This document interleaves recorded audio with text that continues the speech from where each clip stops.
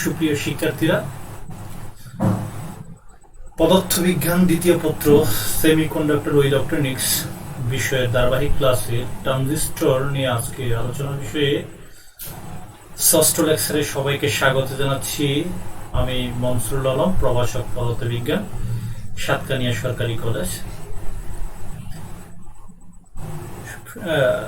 প্রিয় শিক্ষার্থীরা, তোমরা ইতিমধ্যে পিএন জাংশনের কার্যকারিতা, পিএন জাংশন গঠন প্রণালী, পিএন জাংশন কিভাবে কাজ করে, এই বিষয়গুলো নিয়ে আমরা ইতিমধ্যে জেনেছি। পূর্ববর্তী ক্লাসগুলো থেকে আমরা আমাদের ধারণাগুলো পেয়েছিলাম।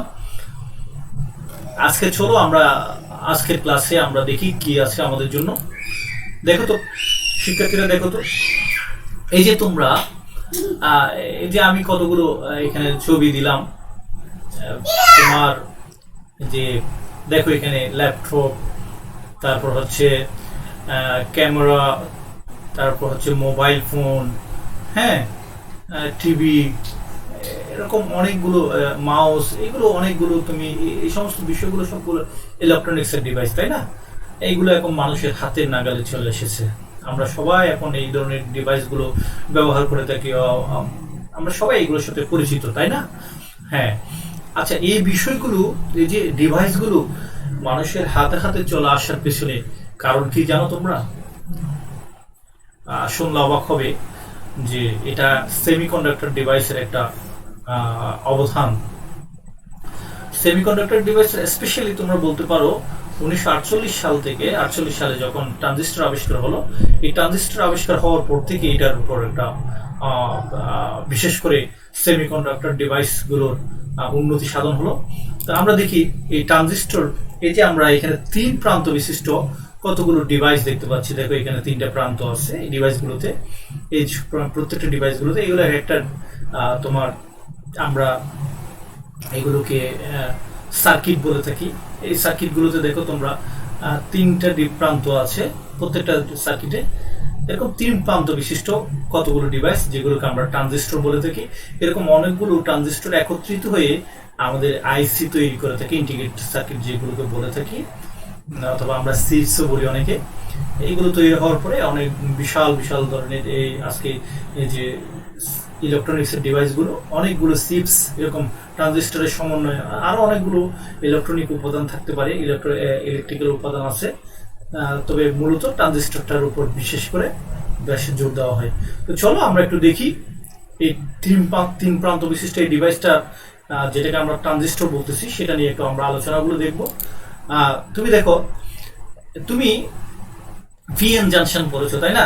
দেখো তো এখানে একটা পিএন জাংশন আছে কিনা, এই যে এই জায়গায় একটা পিএন জাংশন, এটা একটা জাংশন, হ্যাঁ। আবার এইখানে একটা পিএন জাংশন, এরকম দুইটা পাশাপাশি পিএন জাংশনকে যখন একত্রিত করে দাও, তখন দেখা যাচ্ছে যে এরকম একটা গঠন প্রণালী তৈরি হচ্ছে, যেখানে দেখো তুমি একটা পিএন জাংশন এখানে ছিল আর একটা পিএন জাংশন এখানে এদিকে ছিল, দুটাকে তুমি একত্রিত করেছো, তাহলে এখানে একটা পিএন জাংশন তৈরি পাচ্ছ, এখানে একটা পিএন জাংশন তৈরি হচ্ছে। তো এদিকে এন টাইপ, এদিকে এন টাইপ, মাঝখানে পি টাইপ, কারণ তুমি পিএন জাংশনের এটাও পি, আবার এই পিএন জাংশনের এটাও পি, তাহলে 2 পি মিলে একটা পি হয়ে গেল। তাহলে এখন তুমি কয়টা প্রান্ত পাচ্ছ? এখানে একটা প্রান্ত পাচ্ছ, আবার এখানে একটা প্রান্ত পাচ্ছ, এখানে একটা প্রান্ত পাচ্ছ, আবার জাংশন কয়টা পাচ্ছ? 2টা পাচ্ছ।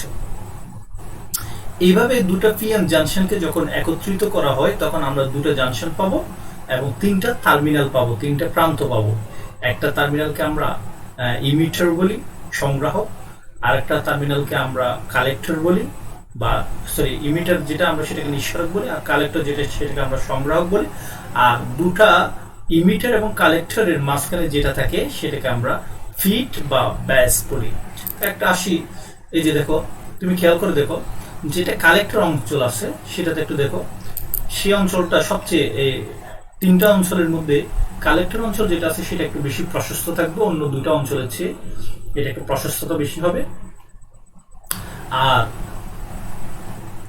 ইমিটার যে অঞ্চলটা থাকবে সেটা প্রশস্ত হবে, তবে কালেক্টরের মতো না, কালেক্টরের চেয়ে একটু কম প্রশস্ত হবে। আর বেস যেটা আছে সেটা ইমিটার এবং কালেক্টরের চেয়ে কম প্রশস্ত হবে, অর্থাৎ একটা ন্যারো হবে। তাহলে আমরা তিনটা অঞ্চল পাচ্ছি। একটা হচ্ছে কালেক্টর বলতেছি, যেটা প্রশস্ততা অত্যন্ত বেশি, যেটাতে আমরা তারপরে আর যেটার আরেকটা বলতেছি আমরা ইমিটার, যার প্রশস্ততা কালেক্টরের চেয়ে একটু কম। আর একটা পাচ্ছি আমরা ফিট, যার প্রশস্ততা তোমার কালেক্টর এবং ইমিটারের চেয়ে অত্যন্ত কম। এই গঠনটাকে আমরা সাধারণত বলে থাকি ট্রানজিস্টর। তাহলে তুমি দেখতে পাচ্ছ, দেখো আমি এরকম পিএন জাংশনগুলোকে আমি সাজিয়ে নিলাম, সাজিয়ে আমি পি ট্রানজিস্টর বা এন, দেখো আমি এটাকে সাজাতে পিএন জাংশনগুলোকে পি প্রান্তটাকে কমন করে নিলাম, তখন এটাকে বলা হচ্ছে এন পিএন ট্রানজিস্টর। যখন এন প্রান্তটাকে, দুটো পিএন জাংশনের এন প্রান্তটাকে আমি কমন করে নিলাম, তখন এটা হচ্ছে পিএনপি ট্রানজিস্টর। আমরা একটু বিশদভাবে সামনের দিকে একটু বর্ণনা করব, আলোচনা করব। আলোচনা করলে তোমরা দেখতে পাবে। দেখো এটা হচ্ছে পাতলা, অত্যন্ত পাতলা। এই পাতলা অঞ্চলটাকে আমরা বলছি তোমার পাতলা অঞ্চলটাকে আমরা বেস বা ফিট বলতেছি। যেটা দেখো, তাহলে তিনটা অঞ্চলের মধ্যে সবচেয়ে বেশি প্রশস্ত এলাকা হচ্ছে তুমি যেটাকে, সেটাকে আমরা বলতেছি কালেক্টর।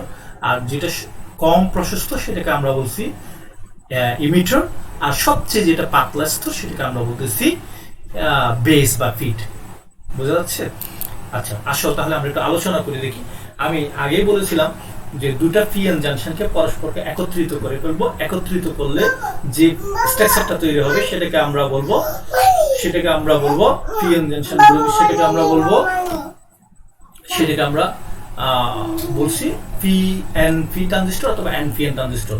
দেখো তুমি এখানে দেখো, আমি এটা একটা পিএনপি, দেখো এখানে এনটা হচ্ছে কমন, এন প্রান্তটা কমন, আর এখানে এনপিএন এর মধ্যে পি প্রান্তটা কমন। তাহলে কিভাবে হয় আমরা একটু আলোচনা করে দেখো। তুমি দেখো এটা একটা পিএন ডায়োড। দেখো পিএন ডায়োড কেন? এইটা হচ্ছে ডায়োডের পজিটিভ প্রান্ত, এটা হচ্ছে ডায়োডের নেগেটিভ প্রান্ত। আবার এইখানে আসো, এটাও একটা এনপি ডায়োড। এটা হচ্ছে ডায়োডের নেগেটিভ প্রান্ত, আর এটা হচ্ছে ডায়োডের পজিটিভ প্রান্ত।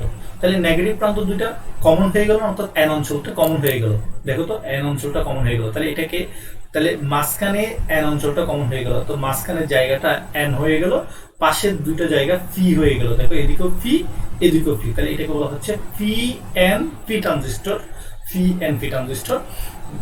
এখানে দুটো ডায়োডকে, দেখো এটা একটা পিএন জাংশন, এটা একটা পিএন জাংশন। দুটো ডায়োডকে যখন আমি, দুটো ডায়োডের কমন প্রান্ত অর্থাৎ এন প্রান্তটাকে আমি যখন যুক্ত করে দিলাম, নেগেটিভ প্রান্তটাকে যুক্ত করে দিলাম, তখন সেটা হলো পিএনপি ট্রানজিস্টর। এবার এদিকে আসি, খেয়াল করো, এটা হচ্ছে তোমার একটা এনপি ডায়োড। দেখো নেগেটিভ, এদিকে হচ্ছে পজিটিভ, তাহলে এনপি ডায়োড। আবার এদিকে আসো, এটা হচ্ছে পিএন, এদিকে পজিটিভ, এদিকে নেগেটিভ। তাহলে এই প্রান্তের পজিটিভ, এই প্রান্তের পজিটিভ, দুইটা যখন এক পজিটিভ প্রান্তকে একত্রিত কমন করে দিলাম, যে কমন অঞ্চলটাকে আমরা বেস বলতেছি, সেটা হয়ে গেল। দেখো এখন পজিটিভ প্রান্ত দুইটা কমন হয়ে গেল, এই কমন প্রান্তকে একত্রিত যুক্ত করে দিলাম, অর্থাৎ এটা হলো পিএনপি ট্রানজিস্টর।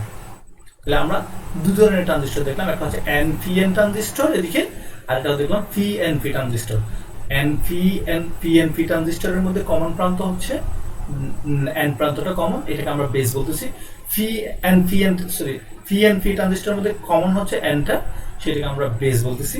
আর এনপিএন ট্রানজিস্টরের মধ্যে কমনটা হচ্ছে পি, সেটাকে আমরা বেস বলতেছি, সেটা হচ্ছে পিএনপি ট্রানজিস্টর। তাই আমরা এখানে একটু দেখো, এনপিএন ট্রানজিস্টরের মধ্যে এটা এনপিএন ট্রানজিস্টরের একটা সিম্বল। এই সিম্বলের মধ্যে দেখো এখানে তিনটা প্রান্ত আছে, এটা হচ্ছে মাঝখানে, এটা হচ্ছে বেস, এটা হচ্ছে কালেক্টর, আর তীর চিহ্নওয়ালাটা হয় ইমিটার। দেখো এখন এনপিএন ট্রানজিস্টরের মধ্যে দেখো, খেয়াল করো, এই যে তুমি কারেন্টটা কোন দিকে যাচ্ছে, বেসের দিকে যাচ্ছে। দেখো এখানে পজিটিভ টু নেগেটিভে কারেন্ট যায়, তাহলে ইমিটার থেকে কারেন্টটা কোন দিকে যাচ্ছে, বেসের দিকে, এই জন্য তীর চিহ্নটা দেখো বেসের দিকে। আবার এখানে দেখো পিএনপির ক্ষেত্রে ইমিটার থেকে দেখো পজিটিভ, ডায়োডের পজিটিভ থেকে কারেন্টটা নেগেটিভ দিকে যাবে, তাহলে কারেন্ট নেগেটিভ দিকে যদি যায় তাহলে বেসের দিকে যাচ্ছে, এই জন্য দেখো তীর চিহ্নটা হচ্ছে ভিতরের দিকে। আবার এদিকে খেয়াল করো, যখন আমি এনপিএন ট্রানজিস্টর খেয়াল করো, তখন নেগেটিভ প্রান্ত, ইমিটারের নেগেটিভ প্রান্ত এদিকে, আর পজিটিভ প্রান্ত বেসের দিকে। তাহলে কারেন্ট যাবে পজিটিভ থেকে নেগেটিভের দিকে, অর্থাৎ কারেন্টটা বেস থেকে বের হয়ে ইমিটারের দিকে যাবে। এই জন্য আমরা এটাকে তীর চিহ্নটা বাইরের দিকে আছে। আশা করি বুঝতে পারছো। এবার আসি আমরা, দেখো আমরা বলেছি মানে পূর্বের কথাগুলো থেকে বলেছিলাম যে যে অঞ্চলের প্রশস্ততা সবচেয়ে বেশি সেটা হচ্ছে কালেক্টর। দেখো এখানে এই দুটা চিত্রের মধ্যে খেয়াল করো, এই পি ট্রানজিস্টরের মধ্যে এই অঞ্চলটা প্রশস্ততা বেশি, এন ট্রানজিস্টরের মধ্যে এই অঞ্চলটার প্রশস্ততা অত্যন্ত বেশি। সুতরাং এটা কালেক্টর পি এর জন্য, আর এর জন্য এটা কালেক্টর। আর এর চেয়ে কম প্রশস্ত হচ্ছে পির ক্ষেত্রে এটা, সুতরাং এটা হচ্ছে বেস, আর এটা হচ্ছে এক্ষেত্রেও এর ক্ষেত্রে এটা হচ্ছে কালেক্টরের চেয়ে কম প্রশস্ত। সবচেয়ে কম প্রশস্ত যেটা সেটা হচ্ছে এই মাঝখানের এটা, সেজন্য এটা হচ্ছে বেস। তাহলে আমরা একটু দেখি, আবার একটু দেখি। এটা হচ্ছে পি ট্রানজিস্টর, এটা হচ্ছে এন ট্রানজিস্টর। এখানে একটু খেয়াল করো, পি ট্রানজিস্টরের মধ্যে বা এন ট্রানজিস্টরের মধ্যে কালেক্টরে কি করা হবে। দেখো কালেক্টর, আমি এই কালেক্টরে দেখো এই যে কালেক্টর দুইটাতে বিপরীত যোগ প্রদান করা হবে। কালেক্টরে সাধারণত কি দেওয়া হবে, বিপরীত যোগ প্রদান করা হবে। আমরা বায়াসিং পড়ছিলাম, রিভার্স বায়াস বা বিপরীত যোগ করা হবে কোথায়, কালেক্টরে। তো যখন রিভার্স বায়াস বা বিপরীত যোগ করা হবে তখন দেখা যাবে এখানে অত্যন্ত বেশি রোধ হবে, কারণ এখানে কোনো প্রবাহ হবে না। আমরা দেখেছিলাম পিএন জাংশনের ক্ষেত্রে যখন রিভার্স বায়াস করা হয় তখন রোধ অত্যন্ত বেশি হয়, ফলে আদান রোধ অত্যন্ত বেশি হবে, ফলে আদান প্রবাহিত না হয়ে বরঞ্চ এই অঞ্চলে আদান কি হবে, জমা হবে। এই জন্য এটার নাম হচ্ছে কালেক্টর বা সংগ্রাহক। এবার দেখো এই যে এদিকে আসো, এবার খেয়াল করো, এইদিকে খেয়াল করো তোমরা ইমিটারের দিকে। দেখো ইমিটার, এই যে দুইটা ইমিটার, এই কনফিগারেশন এবং এই কনফিগারেশনের মধ্যে যেটা মধ্যমানের যে প্রশস্ততা সেটা হচ্ছে ইমিটার। ইমিটারের সাধারণত কি করা হবে, সম্মুখী যোগ প্রদান করা হবে। কি করা হবে, সম্মুখী যোগ যখন প্রদান করব তখন দেখা যাবে তার রোধ অত্যন্ত কম হবে, ফলে অধিক পরিমাণে চার্জ সঞ্চয় না করে বরঞ্চ কি করবে, প্রবাহিত করবে। তো বেসের দিকে চার্জ কি করবে, প্রবাহিত করে দিবে, অর্থাৎ চার্জ বিদ্যুৎ প্রবাহিত করবে, সঞ্চয় করবে না। আর আমরা দেখেছিলাম কালেক্টরে চার্জ সঞ্চয় করেছিল, প্রবাহিত করে নাই, আর কারণ এখানে রিভার্স বায়াস করা হয়েছিল, আর ফরওয়ার্ড বায়াস কোথায় করা হচ্ছে, ইমিটারে। হ্যাঁ, ফলে অধিক পরিমাণে চার্জ বেসের দিকে প্রবাহিত হবে।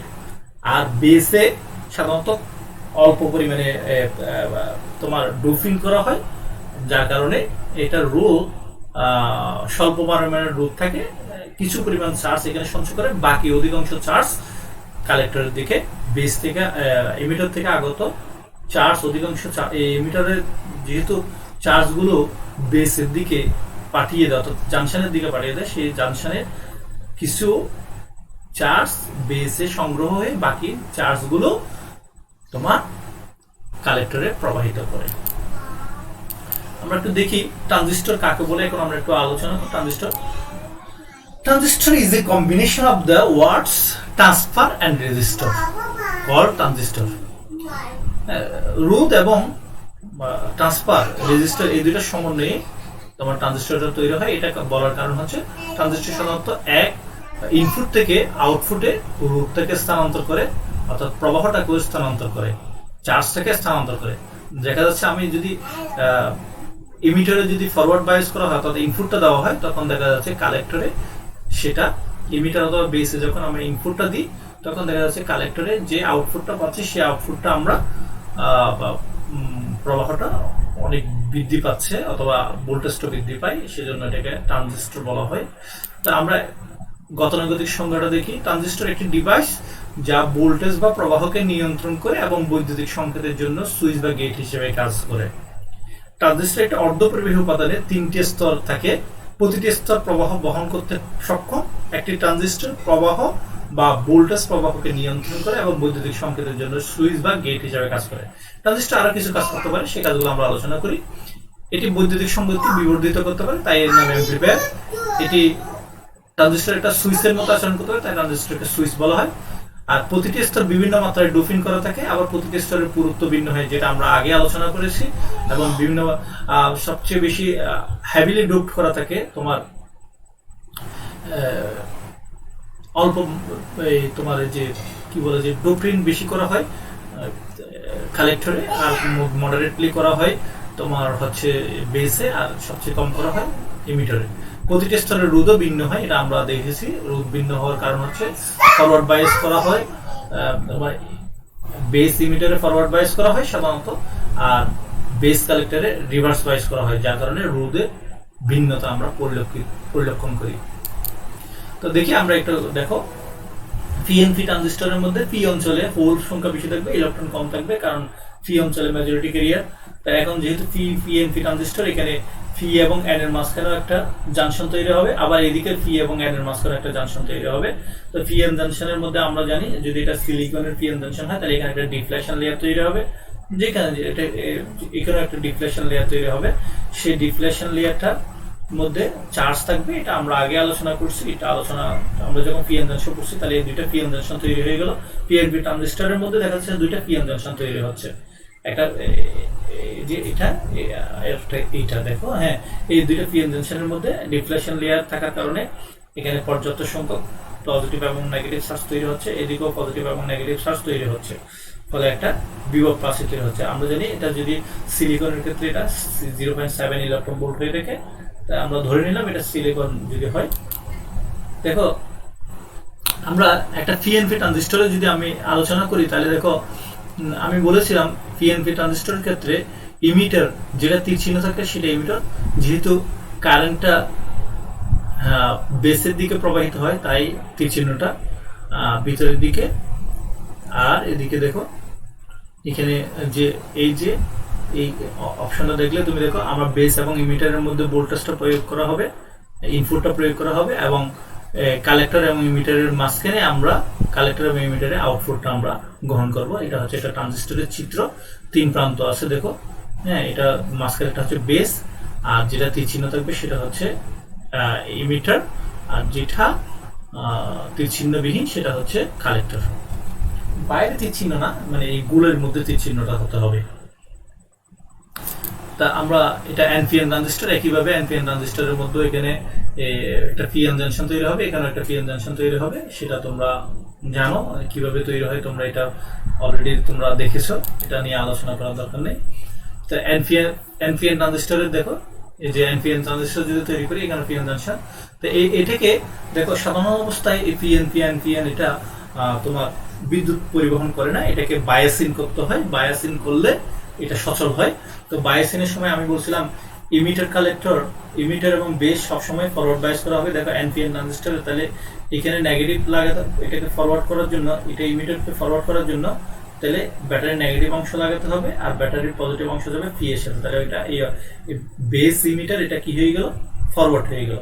আর এটা কালেক্টর, বেসটাকে রিভার্স বায়াস করতে হবে, তাহলে কালেক্টরের এটা নেগেটিভের সাথে পজিটিভ লাগালে এটা কি হয়ে যাবে, রিভার্স বায়াস হয়ে যাবে। তাহলে রিভার্স বায়াস যখন হবে, তখন আমরা এখানে এটা রিভার্স বায়াস হয়ে গেল, এটা ফরওয়ার্ড বায়াস হয়ে গেল। পিএন জাংশন এদিকে এটা ফরওয়ার্ড বায়াস হয়ে গেল, এটা রিভার্স বায়াস হয়ে গেল। রিভার্স বায়াস হলে এখানে চার্জ সঞ্চয় হবে, আর এখান থেকে চার্জ প্রবাহিত হবে। ফরওয়ার্ড বায়াস হলে চার্জ প্রবাহিত হবে। তো আমরা যে ইমিটার থেকে যে কারেন্টটা যাবে সেটা দুটো অঞ্চলে যাবে, একটা হচ্ছে বেস অঞ্চলে যাবে, আর একটা হচ্ছে কালেক্টর অঞ্চলে যাবে। সেজন্য আমরা আই সমান আইবি প্লাস আইসি আমরা দিলাম। তো আমরা একটু দেখি দুটাকে বায়াসিং কিভাবে করা হবে। বায়াসিংয়ের চিত্রটা আমরা দেখালাম। পিএনপি ট্রানজিস্টরের ক্ষেত্রে বায়াসিংটা দেখো, পি অঞ্চলের সাথে এমিটার বেসটা করা হবে ফরওয়ার্ড, তার মানে পি এর সাথে ব্যাটারির পজিটিভ প্রান্ত এবং এন এর সাথে বেসের সাথে ব্যাটারির নেগেটিভ প্রান্ত। আর কালেক্টরের যেটা অংশ সেটাকে ব্যাটারির নেগেটিভ অংশের সাথে যুক্ত করে দেওয়া হবে, আর পজিটিভ অংশটা বেসের সাথে যুক্ত করে দিলে তখন এটা হচ্ছে, এটাই হচ্ছে পিএনপি ট্রানজিস্টরের বায়াসিং পদ্ধতি। আর এনপিএন ট্রানজিস্টরের ক্ষেত্রে দেখো, এটা এন অঞ্চল, এটা এন অঞ্চল, এই এন অঞ্চলের সাথে ব্যাটারির নেগেটিভ প্রান্ত এবং এই পজিটিভ প্রান্তটা বেসের সাথে যুক্ত করে দিলাম পি অঞ্চলের সাথে, তখন এটা হচ্ছে ফরওয়ার্ড হয়ে গেল। আর কালেক্টরের এন এর সাথে যখন ব্যাটারির নেগেটিভ পজিটিভ প্রান্ত যুক্ত করে দিলাম এবং ব্যাটারির নেগেটিভ প্রান্ত যখন পি অঞ্চল আসে তখন এই অঞ্চল এই কালেক্টরটা রিভার্স বাইস হয়ে গেল। এখন দেখি আমরা এই যে ট্রানজিস্টরের ওয়ার্ক কিভাবে কাজ করে সেটা নিয়ে আমরা একটু আলোচনা করব। সেটা আলোচনা করতে গিয়ে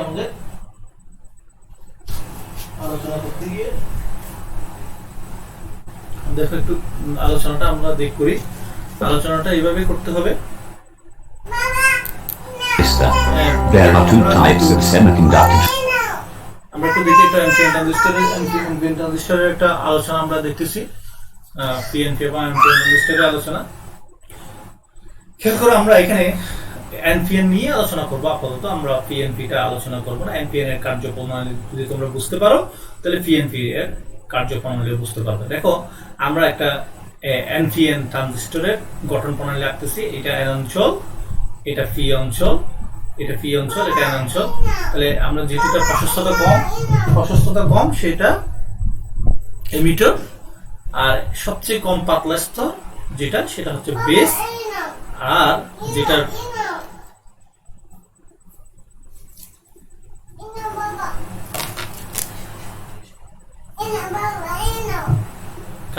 কালেক্টর।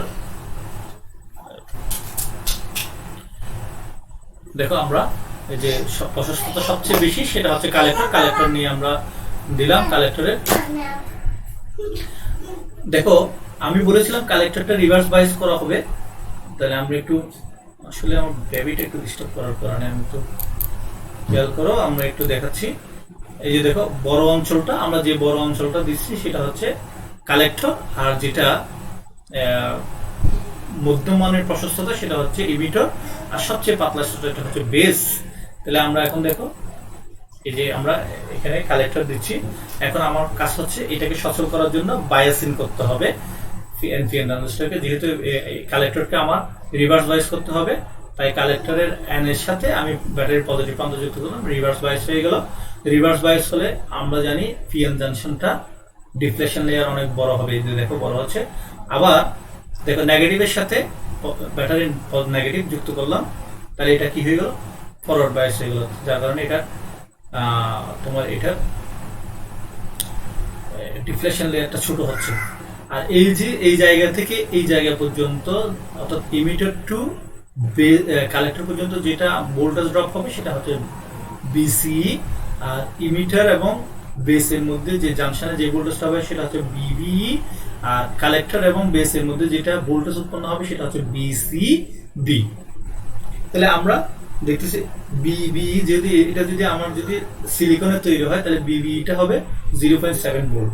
তাহলে আমি এখন বিসি ইকুয়াল টু কি পাচ্ছি এখানে বিবি প্লাস বিসিবি প্লাস বিবি। এখানে বিসি ইকুয়াল টু তাহলে কি হবে? বিসিবি প্লাস, যেহেতু বিবি আমরা সিলিকনের বলতেছি তাহলে 0.7 ভোল্ট হবে। হ্যাঁ দেখো এখানে আমরা দেখাচ্ছি সিবিটা অনেক বড় না, কারণ এটা হচ্ছে রিভার্স বায়াস আছে। আর এটা দেখো 0.7 ভোল্ট, এটা হচ্ছে ফরওয়ার্ড বাইসের ক্ষেত্রে আমরা দেখছিলাম এটা 0.7 ইলেকট্রন ভোল্ট পর্যন্ত 0.7 ভোল্ট হয়ে থাকে। তাহলে ইমিটার বেস হচ্ছে 0.7 ভোল্ট, আর কালেক্টর বেস হচ্ছে আরো বেশি। এটা নিয়ে আমরা একটু আলোচনা করতেছি এখন। দেখো আমরা এই যে এখানে একটা বাহ্যিক একটা ভোল্টেজ প্রয়োগ করবো। এখন বাহ্যিক ভোল্টেজ প্রয়োগ করতেছি, ইনপুট ভোল্টেজ প্রয়োগ করতেছি কোথায়? যে তোমার বেস এবং ইমিটারের মধ্যে। দেখো যখন প্রয়োগ করলাম এখানে আমি এটা তীর চিহ্ন দেওয়া মানে হচ্ছে আমি ভোল্টেজটাকে হ্রাস বৃদ্ধি করতে পারবো, অর্থাৎ ভেরিয়েবল সোর্স ব্যবহার করলাম আমরা।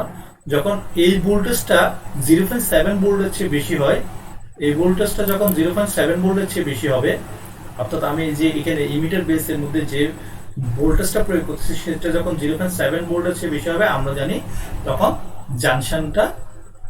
জাংশন ভেদ করে হ্যাঁ এই ইমিটার অঞ্চল থেকে মেজরিটি ক্যারিয়ার ইলেকট্রন বেস অঞ্চলে যাবে। হ্যাঁ বেশ অসংখ্য পরিমাণে যাবে, কারণ অসংখ্য পরিমাণে যখন যাবে তো অত্যন্ত যাবে, তখন এখানে ইলেকট্রনগুলো এই পোলগুলো স্থান দখল করবে। এখানে যেহেতু এটা অল্প পরিমাণে ডোপিং করা আছে, কিছু ইলেকট্রন এখানে সঞ্চালিত হবে অধিকাংশ হোল, মানে 2 থেকে 5% হোল এখানে ইলেকট্রন এখানে সঞ্চালিত হবে। অধিকাংশ ইলেকট্রন অর্থাৎ তুমি 98 থেকে বলতে পারো 98 থেকে এই যে কিছু হোল এখানে সঞ্চালিত হচ্ছে ইলেকট্রন, আর অধিকাংশ এই যে এমিটার কারেন্ট, অনেকগুলো এমিটার কারেন্ট আসতেছে, এর মধ্যে কিছু কারেন্ট এখানে বেসে সঞ্চালিত হচ্ছে, আর অধিকাংশ কারেন্ট চলে যাবে 98 থেকে 95% চলে যাবে, ইলেকট্রনগুলো চলে যাবে কালেক্টর অঞ্চলের দিকে। ফলে কালেক্টর অঞ্চলে অসংখ্য পরিমাণে চার্জ সঞ্চালিত হবে। যেহেতু কালেক্টর অঞ্চলে রিভার্স বায়াস, তাই এখানে কোনো চার্জ প্রবাহিত না হয়, বরং এখানে সংগৃহীত হবে, এই জন্য এটাকে বলা হয় কালেক্টর। তো এই কারেন্টগুলো যখন এখানে যাচ্ছে তাহলে এখানে একটা কারেন্ট পাবো, কারেন্ট দেখো ইলেকট্রন এদিকে যাচ্ছে তাহলে কারেন্ট তার বিপরীত দিকে কারেন্ট আসবে, তাহলে এখানে আমি একটা কালেক্টর কারেন্ট পাবো যেটাকে আইসি বলতেছি, যেটাকে আমি আইসি বলবো। তো একটু খেয়াল করো, আইসিটা আসতেছে আমাদের এই যে এটা হচ্ছে তোমার ফরওয়ার্ড বায়াস আমি প্রয়োগ করলাম। খেয়াল করো এই যে ইলেকট্রনগুলো অধিকাংশ 98 থেকে 95% ইলেকট্রনগুলো চলে যাচ্ছে কালেক্টর অঞ্চলের দিকে। তো কালেক্টর অঞ্চলে যখন ইলেকট্রন যাবে তখন এখানে একটা কালেক্টর কারেন্ট তৈরি হবে, যেটাকে আমরা আইসি বলবো। কালেক্টর কারেন্ট আমরা দেখবো আইসি কালেক্টর কারেন্ট।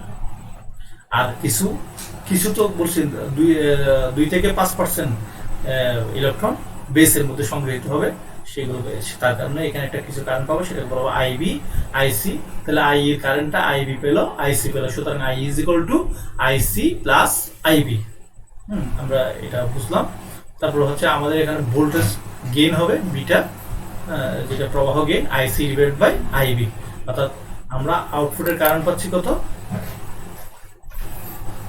আউটপুট কারেন্ট পাচ্ছি আইসি,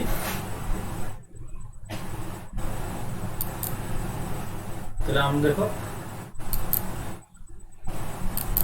খেয়াল করো এখানে তুমি বিটা যেটা আমরা প্রবাহ লাভ বলতেছি, আউটপুটে আমরা কত কারেন্ট পাচ্ছি আইসি, আর আমরা ইনপুটে কত পাচ্ছি আইবি, তাহলে আউটপুট ডিভাইড বাই ইনপুট, এটাকে বলা হচ্ছে প্রবাহ গেইন বা বিটা। আশা করি সবাই বুঝতে পারছে। সবাইকে আগামী ক্লাসের জন্য আমন্ত্রণ জানাচ্ছি। সবাই আশা করি আগামী ক্লাসে আমরা সবাইকে ধন্যবাদ জানাচ্ছি। আগামী ক্লাসে ইনশাআল্লাহ আমরা ট্রানজিস্টর কিভাবে অ্যামপ্লিফাই করবে এবং ট্রানজিস্টরকে কিভাবে সুইচ হিসেবে ব্যবহার করা হবে সেই বিষয়গুলো নিয়ে আমরা আলোচনা করব। সবাইকে সুস্থ থাকার জন্য এবং সবাইকে ঘরে থাকার জন্য অনুরোধ জানাচ্ছি।